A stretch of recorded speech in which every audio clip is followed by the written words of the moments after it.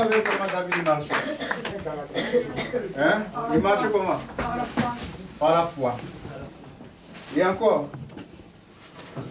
au-delà de la foi, L'obéissance. l'obéissance. Au-delà de l'obéissance, David avait une conviction certaine. Amen. Quand tu as vécu des choses, quand Dieu t'a révélé, parce que la foi, je dis hier, c'est une révélation. Quand Dieu t'a révélé que cette chose ne peut plus rien dans ta vie. Quand David a vu que Dieu l'a soutenu pour déchirer la guerre du lion. Quand David a vu Goliath venir devant tout un peuple pour terroriser le peuple, alors que Dieu l'a aidé à déchirer la guerre des lions, David avait la conviction que les dieux qui l'a rempli de force pour neutraliser les lions, ces dieux-là, ne peut pas être vaincu par un homme. Amen. Vous êtes en train de suivre?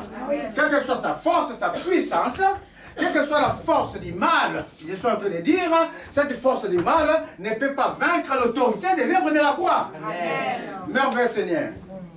Il y a une seule autorité dans ce monde, c'est l'autorité de la croix. Amen.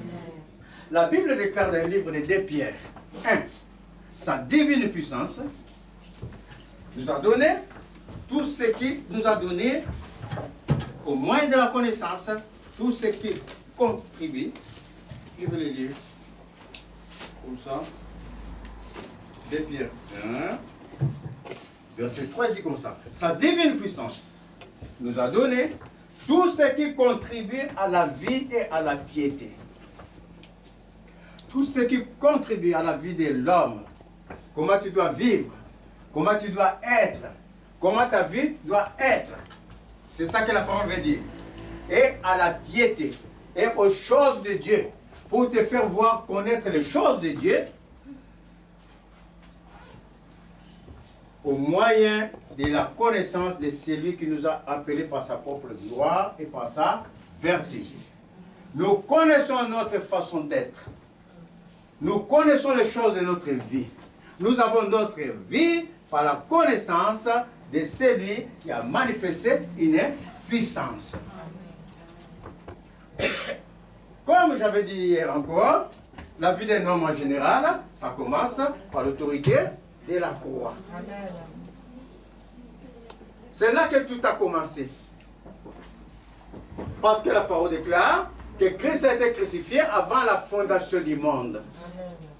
Mais cela fut manifeste à notre temps à cause de notre incrédulité. En réalité, avant que nous soyons, avant que le monde soit, Christ était déjà sur la croix. Parce que les premiers avaient fauté. Alors Christ, avant que le monde soit, il était déjà sur la croix. Afin de racheter tout homme. J'avais dit hier que nous vivons une commémoration importante.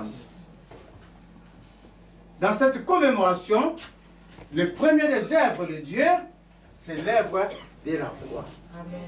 Si cette étape t'échappe, ça veut dire que tu ne vas pas connaître la suite. Ça veut dire que tu ne vas pas rentrer dans la suite de la bénédiction de Dieu. La première étape, pendant ces fêtes de Pâques, c'est l'autorité de la croix. C'est quand Christ est parti sur la croix. Quand Christ a donné son corps sur la croix. Quand Dieu a donné son corps, parce que Christ, c'est Dieu. Vous êtes en train de suivre, c'est la parole incarnée. C'est la parole qui s'est faite chair. Amen. Cette parole qui s'est faite chair, cette parole qui était esprit, qui s'est mouvé aux surfaces de la terre, comme dit la Bible. L'esprit de Dieu s'est mouvé et Dieu dit que le monde soit et le monde fut. Il a créé. Et cette parole, dit le livre des Jean, s'est incarnée, il a pris chair à la personne de Christ pour représenter Dieu. Et quand cette parole est partie sur la croix, chers amis, j'avais dit hier, de la même manière, avant de faire sortir un peuple que Dieu avait appelé avant nous, qui était assujetti en Égypte, Dieu avait dit à Moïse de dire aux enfants d'Israël de tuer des boucs et de prendre le sang des boucs, de l'appliquer sur les linteaux des portes. Et cela leur servait de signe. De telle sorte que quand l'exterminateur allait passer, celui qui était en dehors de cette maison où il y avait le signe de sang était frappé. Ça veut dire que le signe de sang, ça servait déjà de protection. Mais cela n'était qu'une préfiguration des choses à venir. Car Christ, par son sang puissant, le sang qui sort parce que le sang des boucs, ça ne peut sauver personne. Mais il y a un sang. Et le sang de l'homme, ça peut sauver personne. Les gens qui font des sacrifices humains, c'est de la sorcellerie. Dieu demandera le sang de l'homme à l'homme qui est son frère. Ça, c'est sûr. Les gens qui courent le sang, Dieu demandera à l'homme le sang de l'homme, son frère et son propre sang. Ainsi, le sang qui sauve, ce n'est pas un sang humain. Le sang qui nous sauve, ce n'est pas un sang humain. Ils sont en train de dire que Jésus n'est pas humain.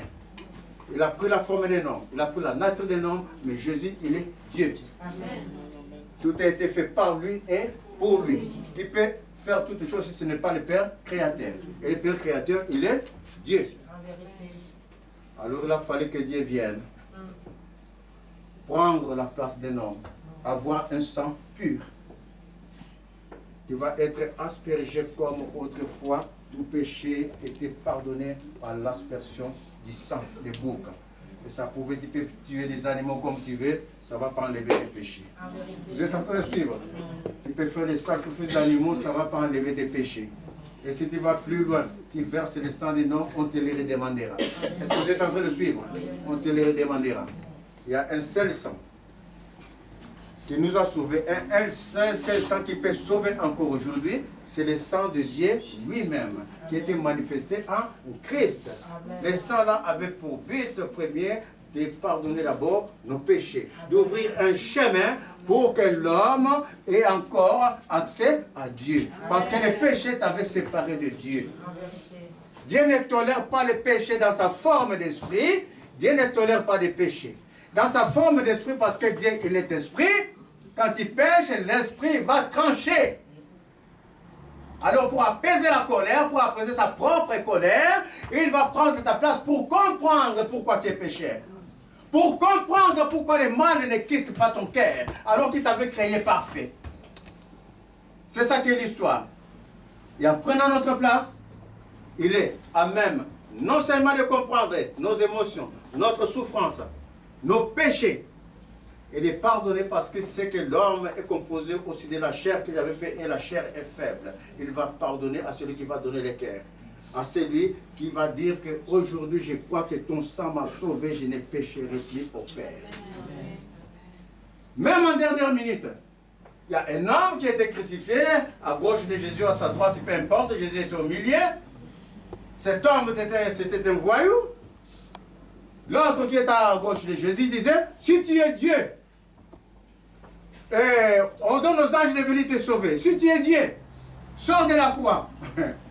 Il ne savait pas ce qu'il disait. Et celui qui était à sa droite dit, lui qui était bandit, lui qui était canaille comme nous sommes aujourd'hui, tu suis Dieu à moitié. Tu crois que ce que tu es en train de faire, c'est un jeu.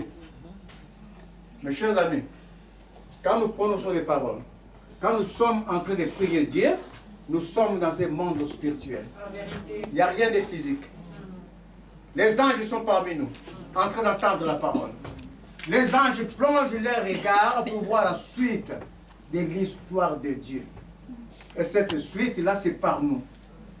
Toi, si tu es en train de t'amuser, si tu viens à l'église pour t'amuser, pour entendre ce sortir de là-bas, mes chers amis, méfie-toi. Il y a des rétributions. Vous êtes en train de suivre?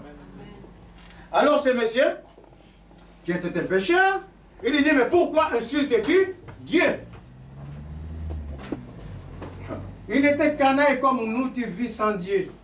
Tu crois que ta vie, tu peux faire ta vie sans Dieu, tu fais ce que tu veux. Mais ce jour-là, il a eu la révélation. Si tu n'as pas la révélation de Dieu, mon cher ami, on va te prêcher, tu vas dire, moi je suis athée. Moi c'est de père en fils, on ne prie pas. Tu n'as pas la révélation.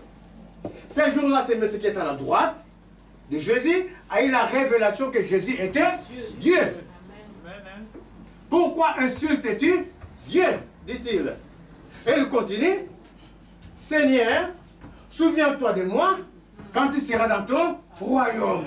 Il sait, oh mes chers amis, il a une révélation que Dieu a un royaume, qui n'est pas ce royaume terrestre. Quand tes biens vont rester, ton intelligence va aller sur la terre, d'où tu as été tiré. Jamais personne n'a été enterré avec ses maisons. Avec son argent dans la banque, ça va rester. Les enfants vont se disputer les héritages. Est-ce que tu comprends? Alors il y a la révélation qu'il y a un royaume supérieur à ce que nous voyons. Amen. Un royaume de paix. Amen. Un royaume de gloire, un royaume où il n'y aura pas de plainte. Il a dit à mon Père, souviens-toi de moi quand tu seras au paradis, dans ton royaume. Et Jésus lui dit, cette nuit même, aujourd'hui même, tu seras avec moi dans ma maison, dans mon paradis.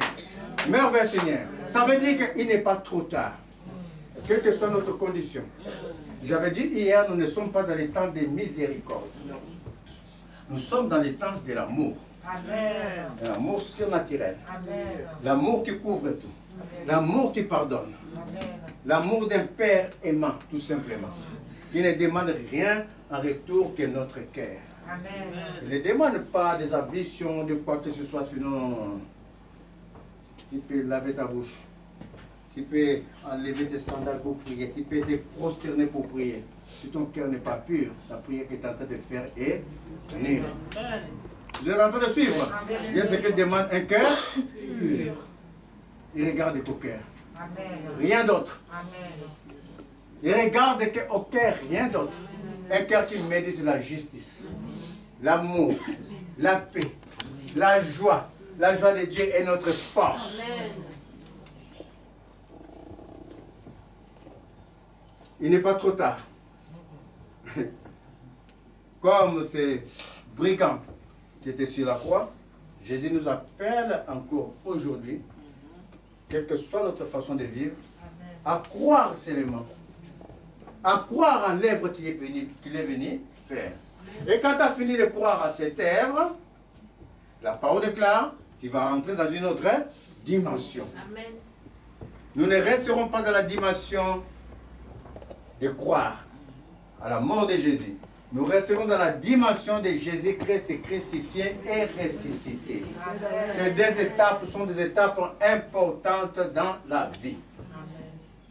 Car par sa résurrection, la parole déclare, Christ, quand tu crois en lui, quand il est parti sur les bois, c'était un bois, c'est nous maintenant qui mettons comme ça, c'était un bois, ils ont fait en forme de croix. Christ est parti sur ces bois-là, sa croix, c'est là que tout est passé, tout s'est passé.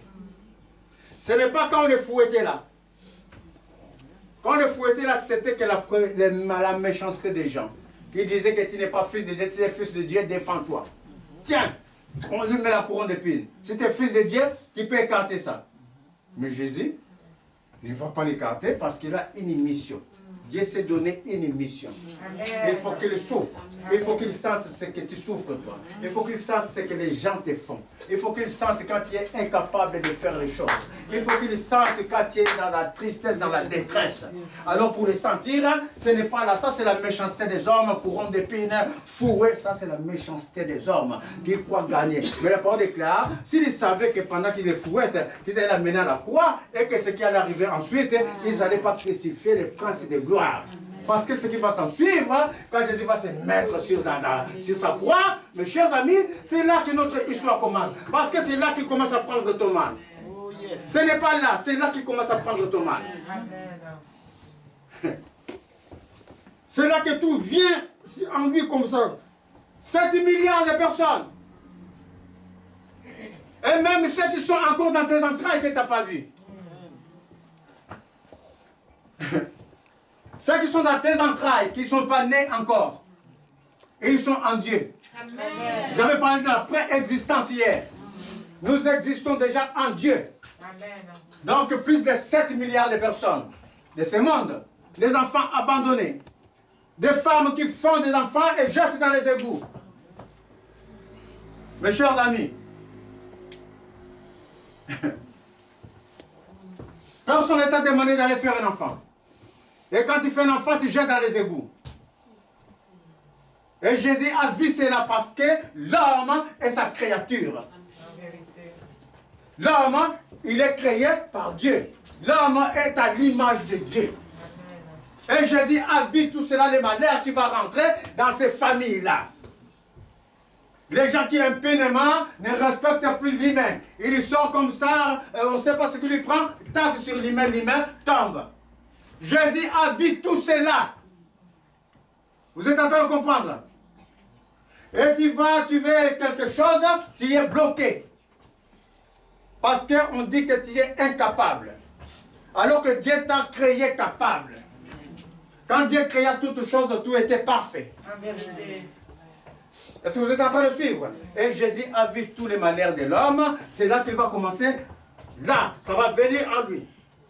Que ce soit ce qu'il dit, c'est ce qui n'existe pas. Tout vient à lui sur la croix. Il prend cela. Alors c'était tellement sous la souffrance, c'est atroce, que le Père va crier. Si c'est possible, Père. Il crie à son esprit, éloigne de moi cette coupe.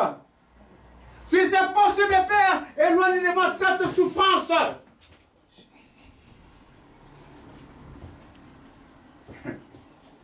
Et c'est pendant ce temps, pendant qu'ils sont en train de vous parler, c'est une commémoration.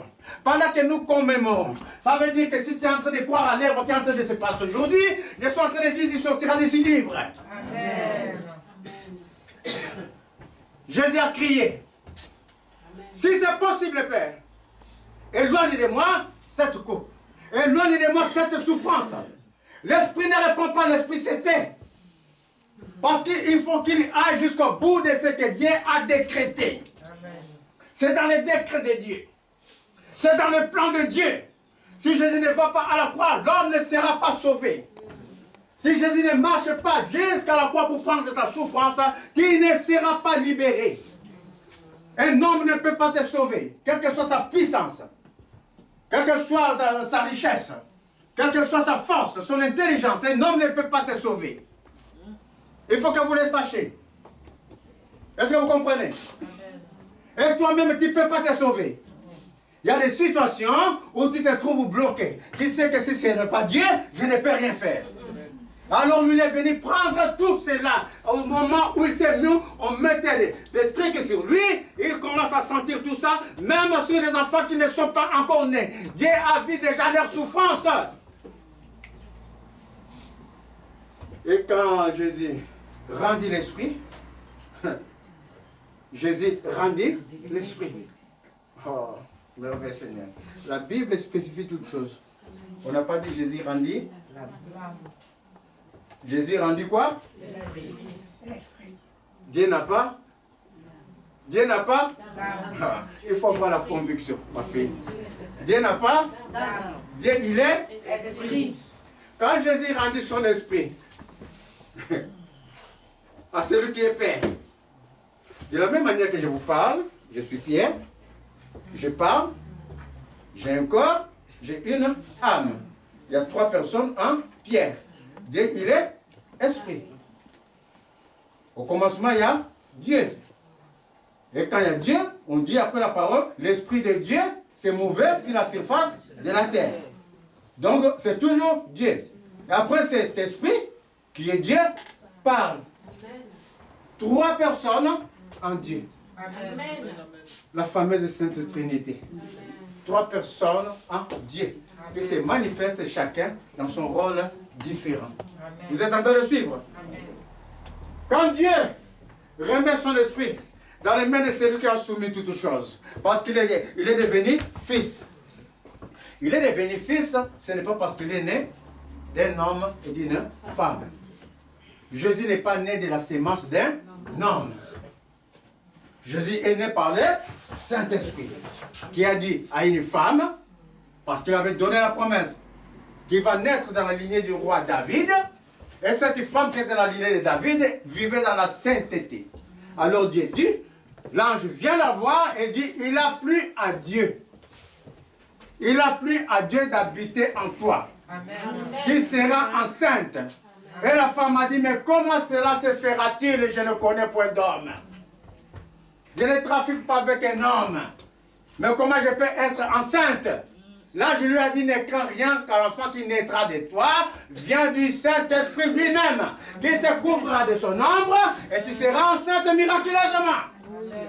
Voici la naissance de Jésus. Amen. Ce n'est pas un homme. Je ne parle pas d'un homme, je suis en train de parler de Dieu. Amen. Vous êtes en train de suivre.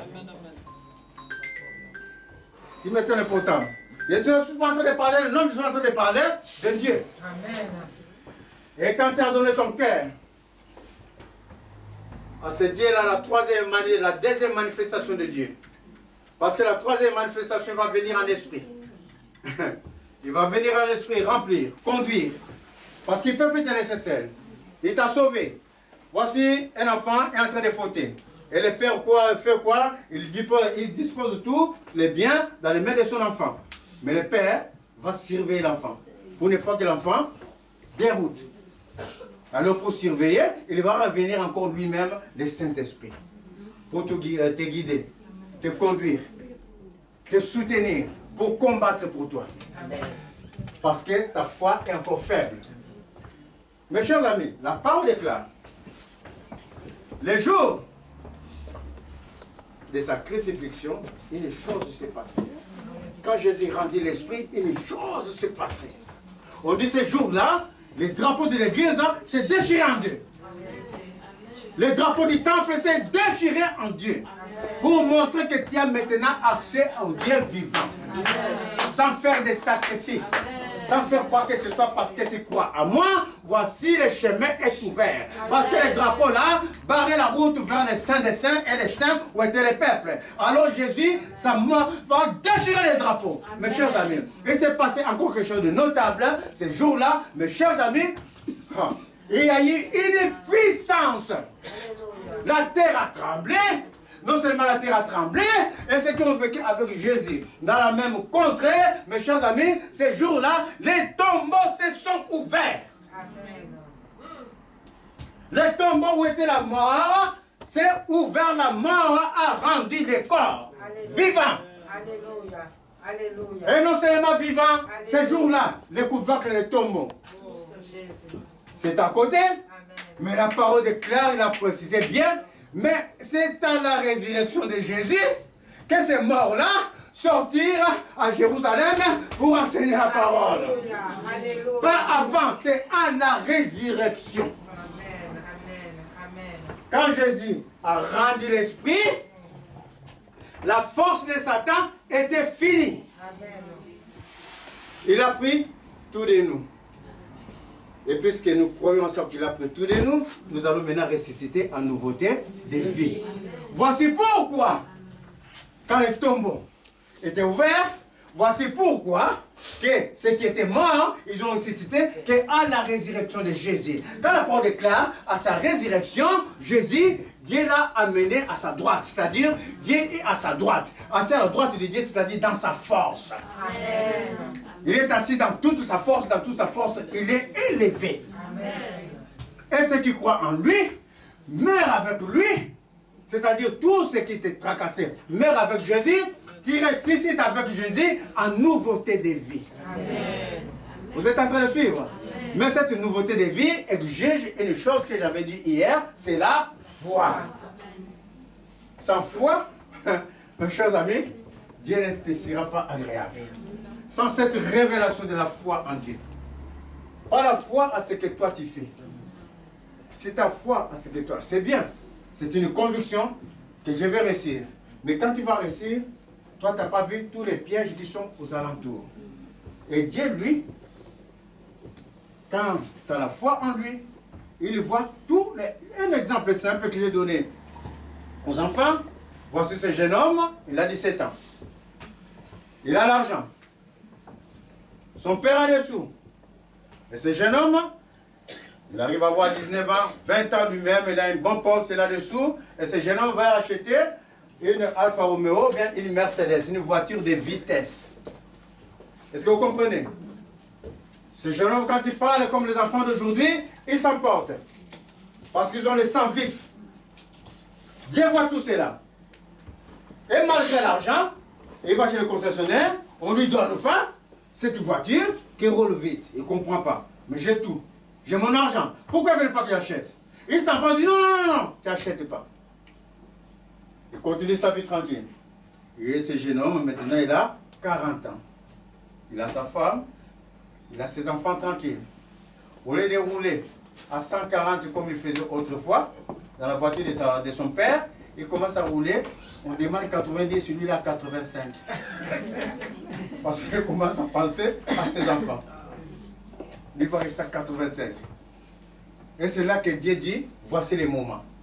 Il va passer maintenant à ses 40 ans. Il ne pense même plus, mais il passe chez les mêmes concessionnaires. Il se fait que c'est toujours les mêmes, les vieux concessionnaires là. Et ces vieux maintenant, il met crédit gratuit, sans apport, sans rien. De la même voiture. Il me dit, mais moi, à 19 ans, je voulais acheter, j'avais l'argent, j'achète pas, et maintenant, on commence à le donner gratuit. Et vous êtes en train de suivre. Il va, maintenant, quand il va, il n'y a plus de contraintes, puisque son caractère a changé, son être a changé, et Dieu lui donne la même voiture, il va plus rouler à 140, il va rouler maintenant à 85. Quand la bénédiction tarde d'arriver, dit la parole, attends-la. Elle arrivera certainement. Mais pendant ce temps, Dieu est en train de te travailler. Dieu est en train d'enlever les choses que toi, tu ne vois pas. Pour que tu rentres dans la grâce. Et pendant qu'il enlève ces choses, si tu regardes bien tout autour de toi, tu vas voir, il te donne peut-être la paix. Avec tes amis, il fait ceci, et tu es toujours dans la paix et dans la joie. Est-ce que vous êtes en train de suivre? Amen. La main de Dieu, c'est par la foi que nous allons acquérir toutes choses. Dans le livre de 1 Pierre, j'étais dans 2 Pierre, je vous avais dit on va rester dans 1 Pierre, parce que Pierre, c'est un apôtre que Dieu a beaucoup travaillé. Il a dit, c'est par toi que je monterai l'église. Je te donnerai les clés du royaume, sur lesquelles le monde ne prévaudra pas, sur lesquelles le monde ne dominera pas. C'est ce Pierre-là qui va écrire le livre de 1 Pierre. Le livre de 1 Pierre, il est écrit ceci. Il est écrit, béni, à partir du verset 3, béni soit Dieu, le Père de notre Seigneur Jésus-Christ, qui selon sa grande miséricorde, nous a régénérés pour une espérance vivante. Mais par quoi? Par la résurrection de Jésus-Christ d'entre les morts. Amen. Il nous a donné une espérance vivante. Amen. Pas une espérance de mort. Non. Il est venu pour que tu aies de l'espérance. Les pensées qu'il a formulées pour nous sont des pensées de paix et de bonheur, afin de te donner un avenir et de l'espérance. Dis la parole, et de l'espérance. Pour que tu espères. Quand il n'arrive pas, mais par la foi, tu espères que ça va arriver et cela va arriver. Amen. Il y a des gens qui ont attendu plus que nous. Des gens comme Abraham qui n'enfantait pas. Sa femme était stérile, mais Dieu l'a rendu stérile pour un but. Pour que par la foi d'Abraham, nous qui suivons, nous mangeons avec la même ardeur de foi. Amen. Abraham, à 75 ans, il fut rendu stérile. Pendant ce temps, Dieu lui dit, tu vas rentrer dans ta bénédiction. Tu vas être le père d'un grand peuple, d'une grande nation. Et il arrive à 99 ans, sa force est finie, il n'a plus de force, et Dieu lui dit toujours, tu vas rentrer dans ta bénédiction. Amen. Sa femme va prendre sa servante pour qu'il aille avec son mari. Et le mari fait l'enfant avec la servante Agar. Mais Dieu dit, ce n'est pas de cet enfant-là que je te parle. Moi, Dieu, je vais te donner un autre enfant. Est-ce que vous comprenez? Il a maintenant 100 ans. Il ne voit pas l'enfant. Il commence à dire, ah, Dieu, mais puisque tu m'as dit que l'enfant qui est né, mon premier fils là, ce n'est pas lui qui est un autre enfant de bénédiction, mais où est cet enfant? Donc c'est l'héritier, et non, c'est mon serviteur qui va être héritier de ma maison. Dieu dit, Abraham, je te donnerai un enfant. Abraham n'avait plus de force. Il était fini. Et sa femme dit, lui il a 100 ans, sa femme a 99 ans. Ménopausée de ménopausée. Depuis plus de 40 ans. Vous allez suivre. Et puis plus enfanté. Ménopausée. Même la parole de Claire est liée à Abraham. Mais est-ce que aurais-je encore le désir d'un homme? Parce qu'elle était vieille. En vérité, oh. Mes chers amis, 1000 ans pour Dieu, c'est comme un jour. Quand tu rentres pendant la bénédiction, tu peux avoir la bénédiction jour. Est-ce que vous le savez? Aujourd'hui, on te nomme directeur. Et demain matin, ou même la même journée, tu tombes. Est-ce que vous le savez? Donc, quand Dieu te fait patienter, patiente. Amen. Patiente. À cet endroit, j'ai vu des gens comme ça, la voiture rouler comme ça à gauche, au lieu de rouler à droite. Et quand je sors comme ça pour regarder là, la voiture qui s'alignait, les messieurs en arrivant ici devant mon église, là, crise cardiaque. Jeune, qui sort de sa maison, il dit à sa femme, je vais travailler, je rentre le soir, bisous, bisous. Mais il arrive ici, je vois une voiture déborder à gauche. Je continue ma prière. Je vois la voiture qui commence à descendre comme ça, je ne sais pas pourquoi. Là-bas, la pente s'annule, la voiture s'arrête. Je continue ma prière. Je vois une ligne de voiture là, je dis, ah mais il y a quelque chose. Et je sors, je vois les pompiers là-bas et le corps d'un homme qui est inutile, dénudé par terre. Et c'était l'hiver. C'est lui qui donne l'être, les mouvements, la vie, c'est Dieu. Amen. Tu peux rester sur le lit. Est-ce que vous comprenez? C'est lui qui va te donner l'être, les mouvements. De voir tes enfants crier le matin, c'est une grâce. Amen. Et de comprendre que celui qui est en train de crier, c'est mon enfant. Celui qui est en train de crier comme ça, c'est ma femme. C'est une grâce. Est-ce que vous suivez? C'est une grâce. Mes chers amis, c'est une grande grâce. L'être, les mouvements, la vie, le souffle de vie vient de Dieu. Amen. Ça, c'est une grande grâce. En vérité. Alors, où en étais-je? Donc, c'est Dieu. Dans la puissance de la résurrection, il va renouveler toute chose, va nous donner une espérance vivante. Parce que si l'espérance n'est pas vivante, ça ne peut pas. C'est ainsi qu'Abraham, à un moment donné, il a eu le déclic. Mais ce Dieu-là, il peut nous donner la vie. Alors Abraham crie en Dieu. Abraham a cru en Dieu. C'est-à-dire, Abraham y foi en Dieu. Et cela lui fit imputer à justice. Il n'y a que par ta foi que tu vas rentrer dans ta grâce. Amen. Il n'y a que par ta foi que tu vas patienter, tu auras une espérance. Amen. Si tu n'as pas la foi, tu vas abandonner Dieu. Combien de personnes ont abandonné Dieu dans la vie? Combien de personnes à qui j'ai prêché à cet endroit qui me disaient, écoute monsieur, moi-même je suis mon propre Dieu. Parce que Dieu ne fait rien pour moi. Combien? Vous ne pouvez pas imaginer. Parce que ces gens n'ont plus l'espérance. Parce qu'à un moment donné, ils ont cru que Christ les trompait, mais Dieu n'est pas un homme ni un fils d'homme pour mentir. C'est que Dieu a dit, il le fera toujours. Quelle que soit la durée des temps, quelle que soit la force, l'impact des obstacles, le Dieu qui nous a créés se révélera toujours. Il est l'alpha, il est l'oméga. Il est le commencement, il est la fin de notre vie. Ça peut monter, ça peut descendre. Au milieu, ça peut être chaotique. Mais ce Dieu se lèvera toujours. Merveilleux Seigneur. Voici une femme qui était à Naïm. À Naïm, c'était une petite, c'était à la montagne de Naïm. Une petite, toute petite ville, un village. Et en bas comme ça, puisque c'est la montagne, en bas comme ça, c'est Nazareth en bas. Et pendant que tu rentres sur les, il y a un seul chemin. De Nazareth à Naïm, il y a un seul chemin. Et qui monte. Et tout à droite de ce chemin, il y a un cimetière. Et cette femme dit la parole, il n'avait pas de, elle était veuve. Comme elle était veuve, elle espérait à son enfant que Dieu lui avait donné avec son mari. Que cet enfant grandisse, qu'il soutienne toute la famille. Parce qu'autrefois, quand les pères des familles mouraient, on donnait le droit à l'aîné de la famille, c'est-à-dire un mâle, un homme, pour supporter et la maman et ses frères. Et c'était cet enfant-là. Et à l'âge adulte, vers 17 ans, Dieu va faire comme si l'enfant est mort. Vous êtes en train de suivre? Aux yeux des humains, l'enfant va mourir. Mais cela ne sera que pour la gloire de Dieu. Pour révéler sa puissance. Pour que Jésus révèle au monde entier, à ceux qui le suivent, aux apôtres, que sa puissance surpasse la puissance de la mort. Il y a une puissance qui surpasse la puissance de la mort. Il y a une puissance qui surpasse les puissances de ce monde. Les esprits de ce monde, c'est l'esprit de Dieu. Et c'est Jésus lui-même. Alors cette femme, son enfant, va mourir. Et les gens qui ne peuvent pas solutionner les problèmes de quelqu'un vont l'accompagner pour aller au cimetière. Ils sont en train de descendre, en train de pleurer. Ah, mais c'est encore Dieu, qu'est-ce qu'il t'a fait comme ça? Déjà que tu n'as pas de mari, maintenant comment tu vas vivre? Comme se plaignent les gens. Ils sont en train de descendre, mais le maître là, il a déjà vu ta souffrance, il a vu.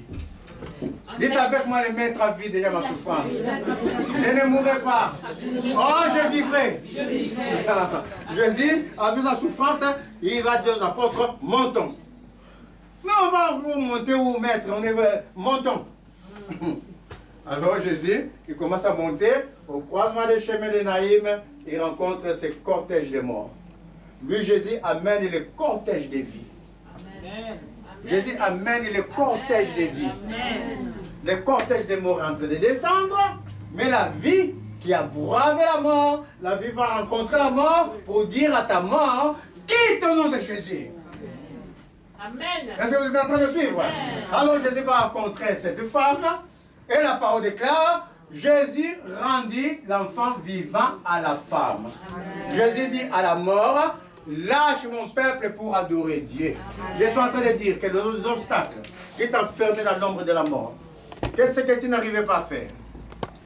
Que tout ce qui est appelé mort dans ta vie, tu veux faire des choses ou des affaires que tu n'arrives pas à faire. Ou tu tournes dans les cercles vicieux. Cela s'appelle l'ombre de la mort. Mais cela, moi, j'oppose une puissance. Je veux opposer à cela une puissance. La puissance des lèvres de la croix. La puissance de l'autorité des lèvres de la croix. Quand il est écrit dans la parole, par l'autorité des lèvres de la croix, le Seigneur a rendu impuissant celui qui avait la puissance de la mort, c'est-à-dire Satan, le diable. Que toute manigance de Satan, ou que toute manigance par des mauvaises rencontres, ou même ce que nous-mêmes nous faisons, qui nuit à notre vie, aujourd'hui je pose une seule puissance, la puissance de la résurrection. Je suis en train de dire, recevez la vie, rentrez dans la vie, rentrez dans vos droits dans le nom de Jésus. Et que cette puissance de résurrection se manifeste en vous dans toute sa plénitude, dans sa largeur, dans sa longueur et dans sa profondeur. Que vous rentrez dans vos droits dans le nom de Jésus. Recevez l'autorité de la résurrection. L'autorité de la résurrection qui a renouvelé, qui nous a régénérés. Que chacun de vous soit régénéré dans ce qu'il fait. Que chacun de vous soit régénéré dans ce qu'il est tourmenté dans la vie. Je suis en train de dire, merveille Seigneur. Je suis en train de dire, Jésus, il est l'esprit de vie. Que toute forme de maladie cachée, des gens qui ont des maladies cachées, que toute forme de maladie cachée qui nuit au corps, je suis en train de dire, ton temps est fini. Parce que je libère en eux aujourd'hui les meurtrissures de Jésus qui guérissent. Recevez ces meurtrissures et rentrez dans la guérison totale au nom de Jésus. Je suis en train de dire que tous ceux qui font des affaires et que ces affaires-là se gâtent dans leurs mains. Dites avec moi, ce n'est pas normal. Ce n'est pas normal. Nous libérons une puissance de résurrection et une puissance de régénération. Que tout vous soit donné au nom de Jésus. Je suis en train de dire, tous ceux qui n'arrivent pas à rentrer dans la présence de Dieu, parce que c'est important, c'est très important. Quand tu n'as pas Dieu, tu n'as rien. Même quand tu as Dieu, même si tu n'as rien, tu as tout. Amen. Tu as déjà la vie, c'est une grâce. Est-ce que vous comprenez? Toute forme d'incrédulité, je lis toute forme d'incrédulité, à qui je commande de quitter le cœur au nom de Jésus. De quitter le cœur, de libérer les pensées par la puissance du nom de Jésus.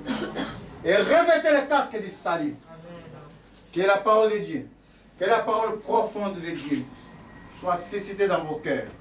Parce que la parole de Dieu est une révélation.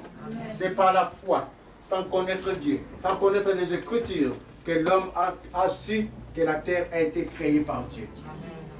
Recevez cette révélation de Dieu dans le nom de Jésus. Que dans votre vie, vous reconnaissez la grandeur de Dieu dans ce que vous faites. La grandeur de Dieu dans ce que vous êtes. Recevez cela au nom de Jésus. Incrédulité, je te dis, de ne plus venir tourmenter les enfants de Dieu. Qui quittent leur vie, afin qu'ils soient devant la présence du grand roi. Amen.